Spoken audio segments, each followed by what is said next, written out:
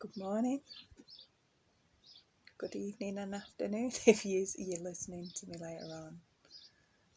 Maybe it's good night for you, but whatever time of day it is, I have a little trick, a little tool to help.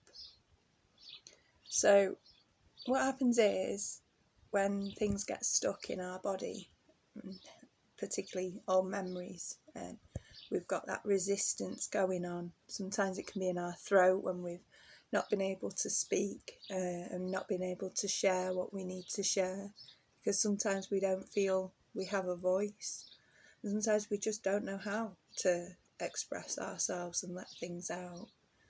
And sometimes it's where we've been hurt, where someone's hurt us physically, and sometimes it's in our stomach when we feel under threat and our stomach's bubbling and burbling and twisting and feels real, like, and we end up with lots of wind and stuff and that pain.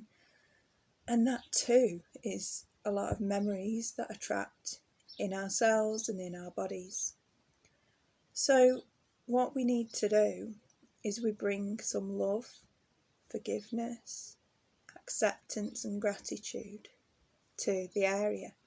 So I know that sounds a bit like, but this is through the Ho'oponopono. So we're giving it some love. We're nurturing that part of ourselves that needs some love from our highest, wisest self.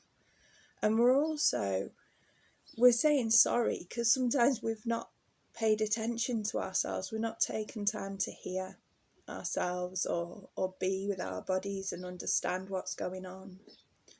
And we want to say, I forgive you, because, we always do the best with what we've got and the knowledge that we have at the time.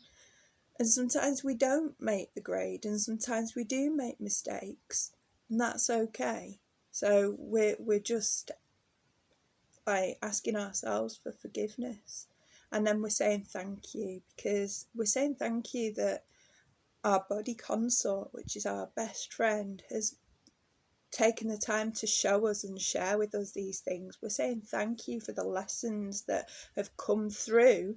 Maybe we've learned what we want, what we don't want, what, we're learning our boundaries and how to be.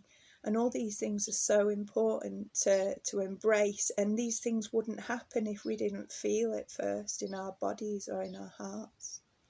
So we're thankful. We're very thankful for the experience, even though sometimes it really doesn't feel like we should be thankful at all.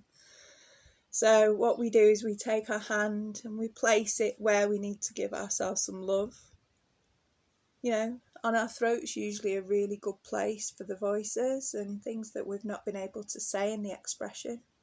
We say, I love you. I'm sorry. Please forgive me. I thank you. And we can say it as many times as we want. I love you. I'm sorry. Please forgive me. I thank you. We can move our hands about. I love you. I'm sorry. Please forgive me. Thank you.